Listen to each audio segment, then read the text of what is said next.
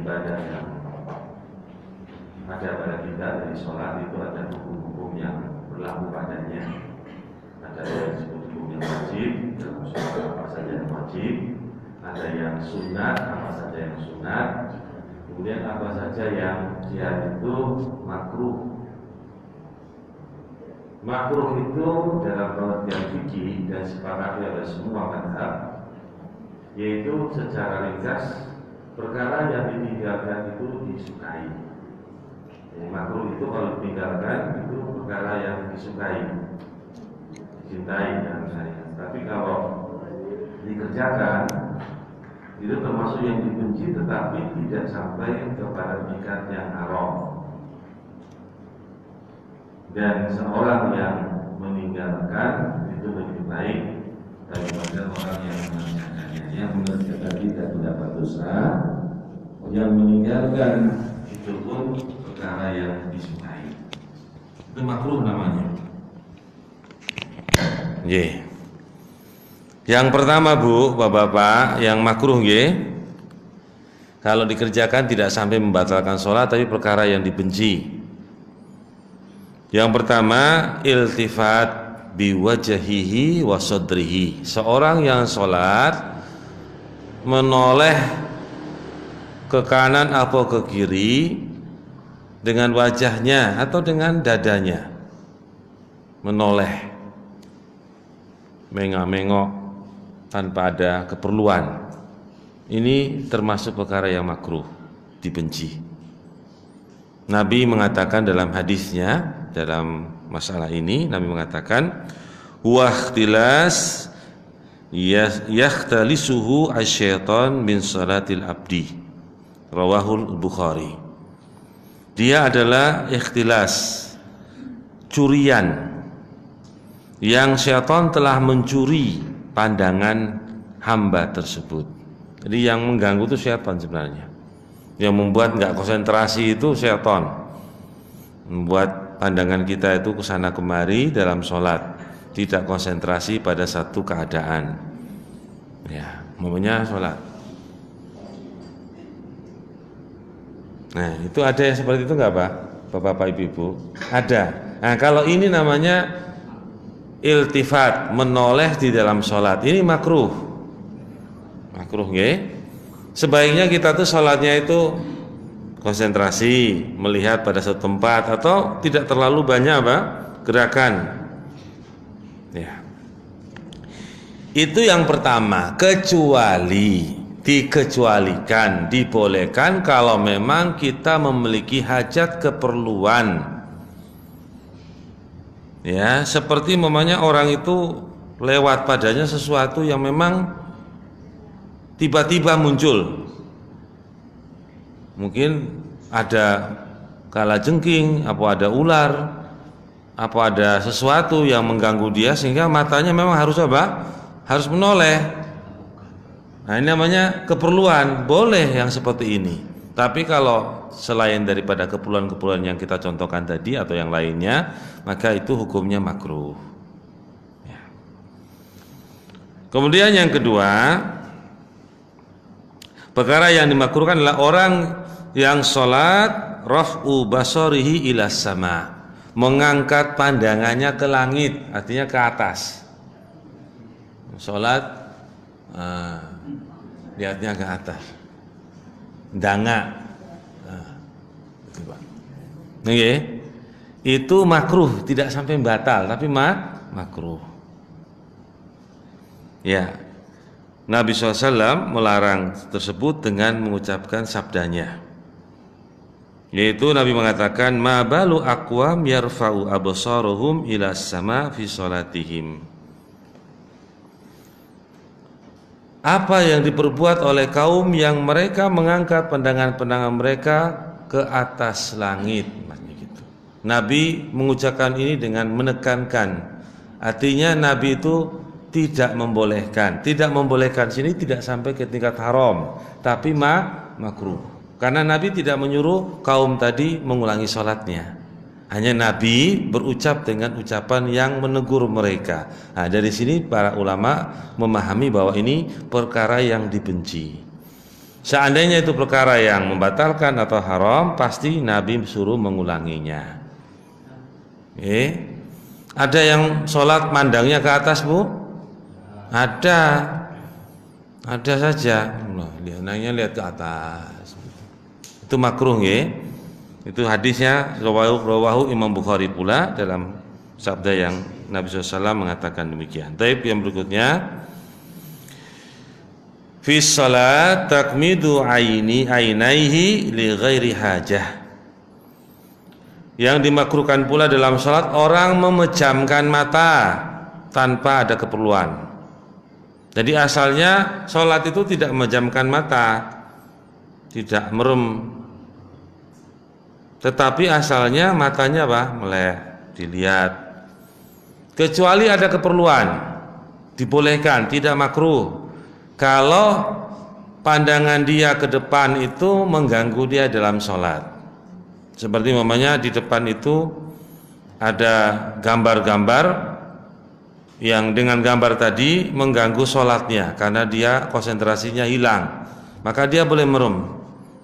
Untuk apa? Biar dia bisa konsentrasi. Tapi kalau tidak ada sesuatu yang mengganggu, asalnya kita tidak boleh merem dalam sholat kecuali ngantuk. Nah, ngantuk raiso harus merem, Pak.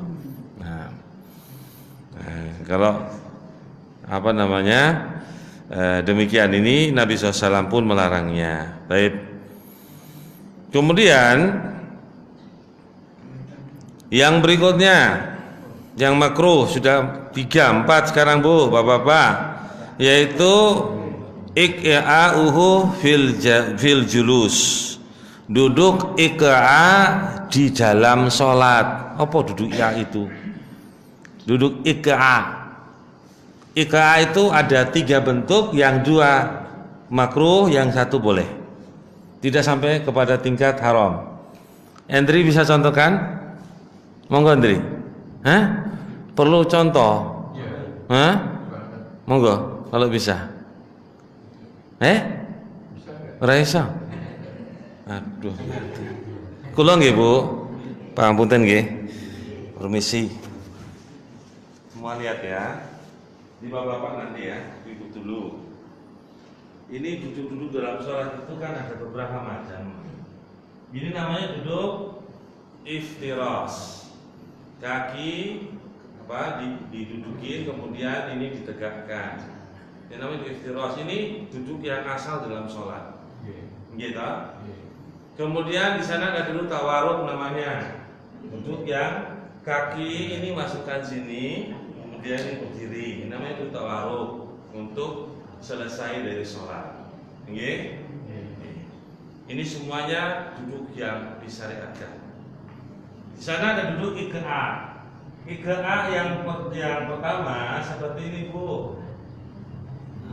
Di selemparkan ini, dinaikkan sini, didudukin dua-duanya ini, begini.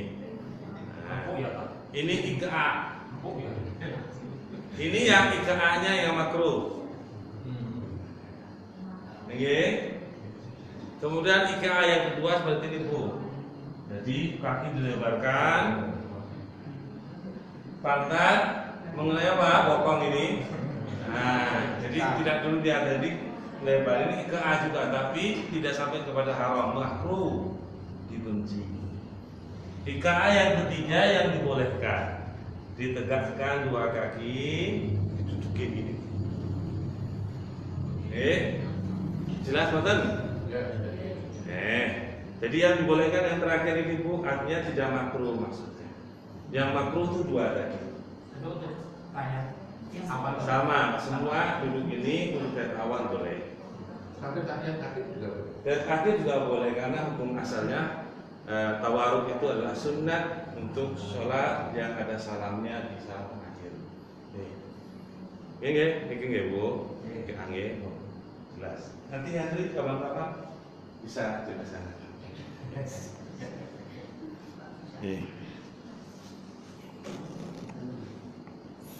Bapak-bapak sudah lihat tadi ya, tadi kan sama ibu-ibu sudah jelas ya. Jadi yang 1 saja yang di situ tidak dimakruhkan, tapi yang 2 itu makruhkan duduk iqa'.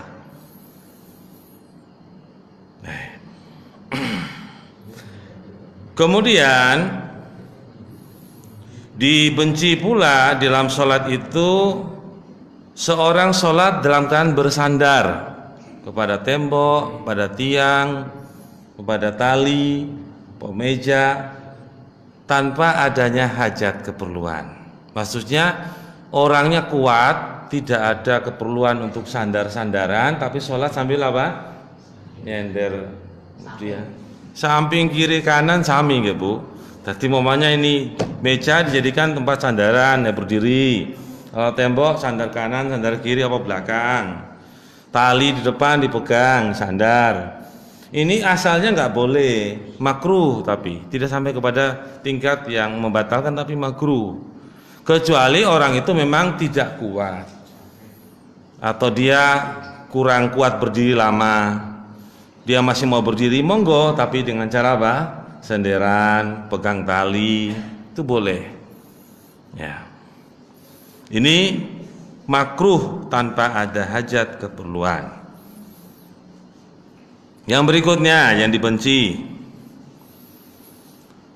fi shalah iftiras dira'aihi halus sujud atau halas sujud. Di dalam salat itu menghamparkan kedua apa iki, Pak? Lengan nih. Tanpa adanya keperluan, karena ini seperti cara menghamparkan kedua tangan anjing ketika anjing itu apa? Duduk. Coba anjing kalau duduk piye, Pak Bu? Ini ya? Nabi melarangnya tapi tidak sampai ke tingkat haram, makruh. Coba Endri contohkan. Kalau yang Endri tahu, Endri contohkan, Endri. Bantu ustadznya, Endri. Monggo. Pada saat sujud, tangannya itu nempel semua Bu. Agak lama sih gitu, dilihat. Ini ada yang belum ngerti. Sikunya itu Bu, mboten terangkat toh. Itu mboten terangkat. Jadi harusnya kan terangkat gini Bu. Tapi kalau nempel semua itu kayak apa? Kayak anjing. Itu makruh. Jadi perhatikan, diangkat nggih, mboten ditempelkan semuanya. Itu yang dibenci dalam sholat. Kemudian yang dibenci pula adalah bermain sesuatu dalam sholat yang gerakannya tidak sampai banyak, tapi sering melakukan gerakan tapi tidak sampai banyak gerakannya. Contoh nggih, kalau gatal keperluan Pak, karena gatal itu mengganggu konsentrasi. Justru kita menghilangkan apa? Konsentrasi. Kita harus menghilangkan sesuatu yang menghilangkan konsentrasi.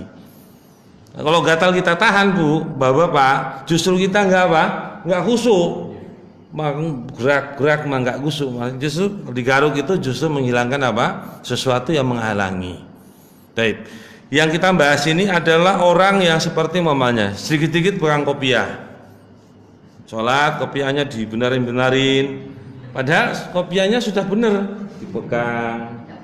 Pak, kadang-kadang lengan tangannya diperbaiki, sedikit-sedikit perbaiki.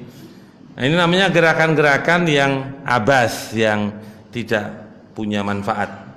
Atau yang punya janggutnya dipegang terus. Iya Pak. Nah, iya, ini termasuk yang abas. Sia-sia, tidak ada keperluan. Oke Bu, Bapak-bapak, ini makruh. Ya. Atau sedikit-sedikit hidungnya dipegang atau wajahnya dipegang seperti ini Bu, nggak ada keperluan, sedang gini. Nah, ini gerakan-gerakan yang tidak sampai membatalkan tetapi makruh. Yang berikutnya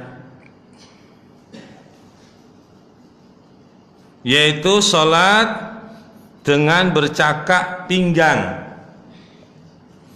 Ini Pak, gini. Geleling Pak. Wah, geleling ini kalau di Jogja geleling Pak. Kalau di sana nggak kenal geleling ya? Mau Jogja tuh Pak? Iya. Oh nantang geleling ya. Ini. Iya Pak. Jadi nggak boleh. Jadi istilahnya sholatnya dengan seperti ini ya, bukan ini. Ini sholatnya orang Yahud. Orang-orang Yahud mereka sholat dengan seperti ini. Kalau tahu kalau sekarang mereka sudah berubah. Tapi syariat mereka seperti itu. Tapi kalau berubah itu bukan menunjukkan salah benarnya ya, karena memang orang Yahudi dan Nasara itu mengganti apa yang telah diajarkan oleh agamanya. Banyak yang diganti. Ya. Kemudian, Bu, Bapak-bapak, yang ini mungkin sedikit ya, jarang yang seperti ini. Tapi kita sampaikan mungkin ada orang yang seperti itu. Kemudian yang berikutnya, yaitu membunyi-bunyikan jarinya ketika sholat, Bu. Kan begitu, ada sholat kemudian kadang-kadang cetek. Nyambi. Nyambi, Pak. Iya. Atau itu yang termasuk yang makruh. Tadi termasuk gerakan-gerakan yang juga yang abas itu ngupil. Nah, ayo sholat ngupil sambil lihat ngupilnya gini. Nah, lah. Ada, Bu. Sambil ngupil sambil dilihat. Itu tidak termasuk makruh. Nggih. Yang berikutnya,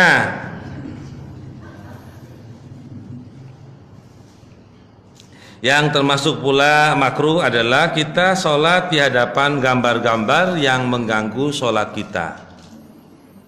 Ya, manusia itu kan macam-macam kesenangannya, gitu Pak.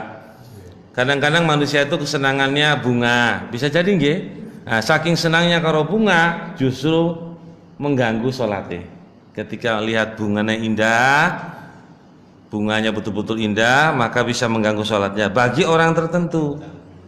Ada yang senangnya sama gambar yang lain, mamanya kucing, senang karo kucing. Justru ketika lihat kucing dalam sholat itu, dalam gambarnya dia mengganggu sholatnya, membayang-bayangkan apa? Kucing. Nggih, Pak. Jadi tergantung ya. Jadi makruhnya itu adalah melihat gambar-gambar yang memang bagi orang tersebut mengganggu sholatnya. Dan kebanyakan gambar itu memang mengganggu. Ya. Kebanyakan gambar itu apa? Mengganggu. Ya. Kemudian yang berikutnya, yaitu orang yang masuk dalam sholat tetapi banyak memiliki pikiran-pikiran yang banyak pula. Artinya sibuk dengan pemikiran-pemikiran yang banyak yang dia lakukan di luar sholat. Jadi sholat tapi masih membawa banyak masalah begitu loh. Sholatnya tidak batal, tapi termasuk makruh. Nggih, Bu. Jadi orang punya masalah banyak, pikirannya belum selesai, dia sholat masih membawa pikiran-pikiran yang banyak. Sholatnya sah karena dia niat karena Allah, gerakan karena Allah. Tapi karena pemikiran ini makruh, sholat itu menjadi apa? Perkara yang makruh. Kemudian yang makruh berikutnya, menahan sesuatu yang akan keluar dari dua jalan, depan dan belakang. Mau pipis, nahan sambil goyang-goyang, nahan. Nah, ini mendingan panjenengan batalin, panjenengan buang hajat kecil, kemudian wudhu lagi sholat. Kalau panjenengan nahan itu, sholatnya tetap sah, tapi makruh karena panjenengan tidak konsentrasi, mesti nggak konsentrasi. Apalagi sholatnya jamaah, kalau imamnya pas bacanya roto panjang, atau sujudnya kok roto lama, pas lagi ada doa apa gitu. Wah, ini pas tahiyat akhir juga tahiyat akhirnya tambah doa lagi di belakangnya. Ya kan ngaren nggak ngerti kok. Nah, ini bikin apa? Konsentrasi hilang, makruh. Ya. Atau mau kentutnya ditahan-tahan, Bu. Nah, itu juga makruh. Atau mau buang air besar sama.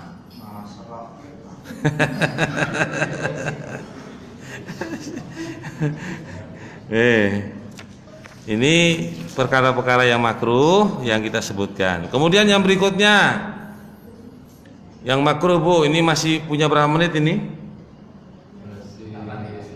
Oh, masih, saya ngambil 3 menit lagi, gak apa-apa. Cepat saja. Sholat sudah dihadirkan makanan. Maksudnya bukan sholat di hadapan makanan, bukan. Sholat telah dihadirkan makanan. Mamanya panjenengan sekarang isya. Ada makanan di sini, Bu, disiapkan oleh panitia makanan besar. Kalau ini makanan kecil kan, makanan besar, nasi dan seterusnya. Maka yang diperintahkan dalam syariat itu makan dulu. Makan dulu. Kalau memang sudah disiapkan, sudah disiapkan, sudah disaji, makan dulu. Kenapa? Karena kalau orang itu nggak makan dulu, itu justru mengganggu sholatnya, nggak konsentrasi. Dia ingat makanannya, apalagi makanan kesayangannya ada di situ. Apalagi makanan kesayangannya, orang lain tidak sholat, dia sholat. Selesai sholat, makanan kesayangannya entek, wah, wis tambah meneh, nah, tambah nggak khusyuk. Jadi kalau sudah dihadirkan makanan, mau makan besar kan gampang, cepet. Kalau yang besar kan perlu waktu, makan dulu nggak apa-apa. Maka kalau sudah dihadirkan makan, kita sholat justru makruh. Islam itu sangat gampang dan mudah, nah, tidak susah, tidak sulit. Yang berikutnya, tambah. Yang berikutnya, nah, semuanya sudah kita jelaskan, berarti masuk semuanya tadi. Maka kita seorang muslim, sebaik-baik muslim adalah menjauhi perkara-perkara yang makruh pula. Walaupun makruh itu tidak membatalkan, tetapi sangat-sangat dianjurkan untuk kita menjauhi perkara yang makruh. Karena makruh itu ditinggalkan nggak dapat pahala, dia dikerjakan tidak berdosa, sehingga tidak ada apa-apanya sesuatu yang kita kerjakan atau kita tinggalkan tadi. Mendingan kita tidak melakukannya, ya. Monggo, ada yang mau tanya silakan. Sudah selesai pembahasan kita. Monggo. Sholat itu Nyambi momong. Ukurnya itu yang berapa, Pak? Yang baiknya itu. Nah, terus kan anak kecil tadi usil saja. Mungkin progres lawang atau ada stop kontak itu gemol-gemol, itu baiknya bagaimana kan? Iya. Itu jadi makro, Pak. Kalau mau bergerak. Iya. Kalau anak-anak itu mamanya, masalah imam dan makmum. Makmum itu kan ada yang makmum apa itu makmum? Masbuk, ketinggalan satu rakaat, 2 rakaat, dilalahnya itu kan imamnya salam. Itu ada orang makmum lagi kan jadi imam. Nah, terus itu bacaannya dikeraskan enggak? Allahu Akbar. Takbir nih. Keraskan enggak? Umpamanya malam itu sholat isya, apakah bacaannya dikeraskan atau apa? Penjelasannya. Pertama, masalah berkaitan dengan anak kecil. Kalau anak kecil itu memang harus tetap dibawa dan dijaga, dan anak kecil itu adalah anak kecil yang memang ukurannya kecil, jadi 5 tahun ke bawah. Itu bisa digendong, bisa digotong, bisa dalam sholat. Itu sebagaimana contoh Nabi kepada cucunya Hasan dan Husain. Karena ada keperluan, karena ada keperluan maka boleh menggendongnya. Adapun anak-anak yang dibawa ke masjid mengganggu dalam masjid, itu sebaiknya disarankan orang tuanya itu sebelum membawa anaknya harus memberitahu anaknya, jangan buat gaduh di masjid, anteng, nggak boleh ribut, nggak boleh pegang sana sini, mengganggu orang yang sholat. Ya, kita tidak bisa apa-apa kalau anak-anak kecil itu, ya sebatas kita sholat, tidak bisa kita bergerak sana sini, mau melarang anak itu nggak bisa, itu perkara yang makruh. Tapi ada, Pak, dalam radio itu saya mendengarkan kalau bawa anak itu yang umurnya 7 tahun katanya sudah bisa diberitahu. Nah, iya, itu betul. Apakah betul, Pak? Artinya begini, pemberitahuan itu berdasarkan kepada anak yang dikasih tahu. Walaupun di bawah 7 tahun, kalau dia sudah mudeng, sudah tamyiz, dikasih tahu mau mengerti dan mudeng, ya nggak apa-apa. Memang asalnya melarang anak ke masjid itu tidak ada dalilnya. Tapi yang menjadi permasalahan orang tua itu harus mengasih tahu anaknya. Dan kalau anaknya nggak bisa, ya nggak usah dibawa. Itu maksudnya. Kalau anaknya nggak bisa dikasih tahu, nggak usah dibawa, karena mengganggu apa? Jamaah. Nggih, Pak. Itu maksudnya. Mamanya hari ini dibawa, ora iso ganteng, ora tenang. Nggak usah dibawa besok. Usil. Ya, asalnya membawa anak itu tidak dilarang. Tapi orang tua harus memperhatikannya karena nanti mengganggu orang lain dalam sholat. Nah, itu mengganggu orang lain tidak boleh. Dalam sholat tidak boleh diganggu orang konsentrasinya. Itu yang pertama nggih, Pak, kurang lebih nggih. Sebaiknya tidak usah ya, Pak. Sebaiknya tidak usah. Ya. Tapi kalau bisa dikasih tahu nggak apa-apa. Nah, karena repot juga kadang di rumah nggak ada siapa-siapa, repot juga sendirian. Yang kedua, Pak, ada orang masbuk imam dengan makmum masbuk. Setelah imam salam, makmum itu masih sholat. Ya, datang lagi makmum yang lain yang lebih terlambat lagi. Nah, di sini terjadi khilaf perbedaan para ulama. Apakah seorang yang sudah masbuk dari imam yang awalnya itu boleh menjadi imam atau tidak perlu menjadi imam karena dia adalah makmum yang masbuk? Seandainya kita mengambil pendapat yang mengatakan setiap orang boleh menjadi imam, maka yang tadi boleh menjadi imam. Nah, bagaimana, Pak? Kalau dia jadi imam jelas, kalau dia jadi imam, maka kalau sholat di malam hari seperti Isya dan Maghrib, pada saat rakaat pertama atau rakaat kedua, tetap dia membaca surat dengan keras suaranya, Al-Fatihah, karena dia melakukan sholat yang jahar. Kalau memang dia jadi imam, takbirnya juga keras harus, karena dia menunjukkan perpindahan gerakannya. Makmum harus mendengarnya dan mengerti. Kalau sholatnya di siang hari, duhur sama asar, maka yang dikeraskan hanya bacaan takbir saja, untuk menunjukkan perpindahan apa? Gerakan. Menunjukkan perpindahan apa? Gerakan. Begitu pula dengan ucapan Sami Allahu liman hamidah juga dikeraskan untuk menunjukkan perpindahan apa? Gerakan. Ngingotin aja. Tambahan kita pakai jawil enggak, Pak? Wah, jawil itu hanya menunjukkan apa namanya pemberitahuan. Boleh suatu gerakan. Nggih, itu boleh, Pak, karena itu menunjukkan dia akan menjadi makmum. Nggih, menunjukkan. Karena orang yang sholat kan kadang konsentrasi, dia nggak tahu orang di belakang itu ikut apa enggak.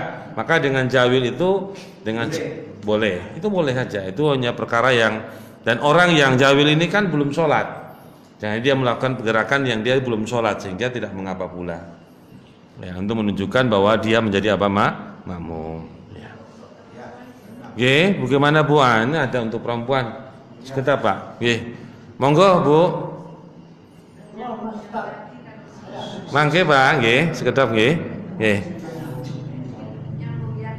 Oke. Kalau makmumnya perempuan ya dikasih apa aja tanda-tanda yang menunjukkan bahwa imam itu tahu bahwa perempuan itu jadi makmum di belakangnya. Bisa. Gak apa-apa, mamanya menyebutkan aku jadi makmum, gak apa-apa. Aku menjadi makmum gitu, gak apa-apa. Tidak mengganggu sholatnya seorang yang sholat.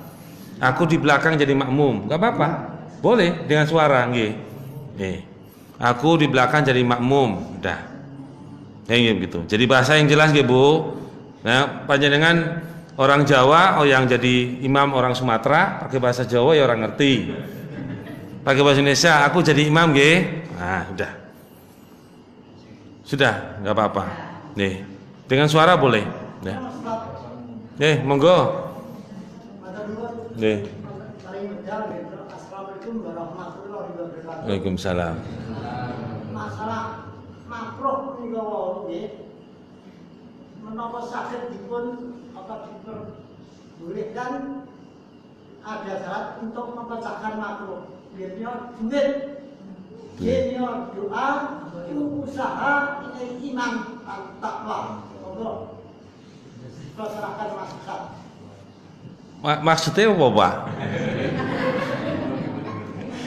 Kalau duit barangnya apa maksudnya? Tanya kalau perbolehkan. Perboleh napa, Pak? Di apa di balai ini, Pak? Pertanyaan nih, mboten ngertos kula lagi maksudnya. Nggih. Masalah makruh. Nggih, makruh nggih. Nggih. Apa boleh dipecahkan dengan duit itu? Dene doa, ne usaha, ne iman, takwa. Oh, lah. Maksudnya makruh itu bisa dipecahkan, bisa dihilangkan ngono. Nggih. Ya, dihilangkan dengan tadi doa, ketakwaan dan apa tadi? Iman. Nggih. Karena kalau orang itu semakin takwa, semakin iman, jelas dia meninggalkan apa? Perkara-perkara yang makruh, dan itu dicontohkan oleh para a'imah. Imam-imam kita yang mereka orang-orang soleh, mereka sangat-sangat menjauhi perkara yang makruh. Walaupun perkara yang makruh itu tidak sampai membatalkan, tapi mereka sangat jauh dari perbuatan makruh. Nggih, maksudnya mereka takwa, iman, dan apa tadi? Doa. Betul. Nah, wis. Tenan, nggih. Panjenengan punya istilah nggih? Ya. Monggo. Nah. Sholat itu kan kadang ada orang yang itu maksud tangan di manjari itu kan duduk sambil tangannya diginikan, itu hukumnya itu gimana? Ya, penjelasan itu sebenarnya ada dalam hadis Nabi ya. Nabi itu sebelum sholat, menunggu sholat, Nabi tidak mensilang-silangkan jarinya. Itu dalam sebagian riwayat. Tapi ketika selesai sholat, Nabi pernah mensilangkan jarinya gini. Maka dari situ riwayat itu sebagian ulama ya, karena ini namanya fikih, pemahaman dari perbuatan Nabi.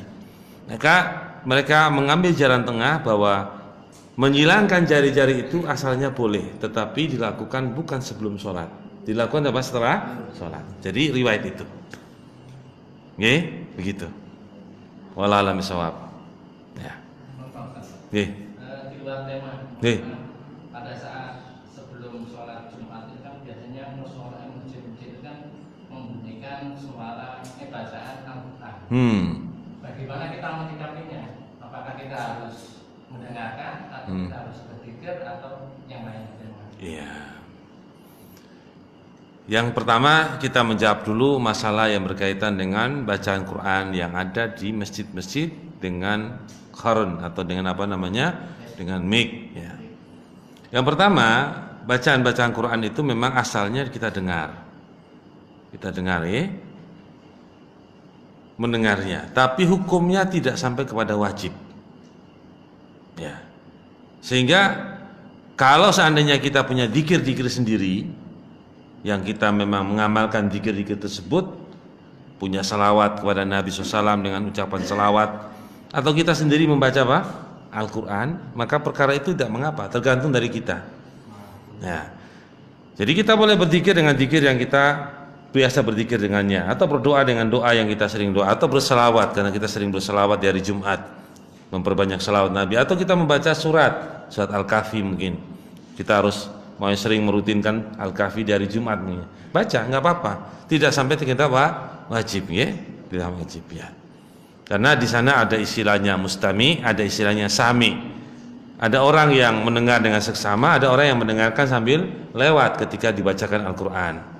Ya, tidak mengapa kita bisa membaca dengan bacaan sendiri kita Al-Quran di hari itu tanpa harus mendengar apa yang dibacakan di dalam kaset-kaset melalui mikrofon yang ada. Ya, begitu aja mas. Ya, ayo. Monggo. Hari Jumat itu banyak berselawat nggih? Banyak berselawat ya. Monggo.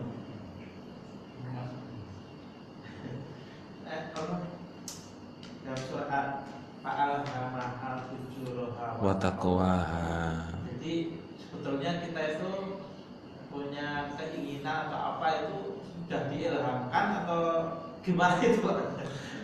Iya, fa'alhamaha, karena semua itu Allah SWT itu adalah zat yang tidak zalim. Itu pertama yang kita pahami. Allah itu zat yang maha adil. Allah Subhanahu wa taala mencintai ketakwaan, mencintai kesolehan. Allah membenci yang namanya al-fujur, perbuatan-perbuatan jelek.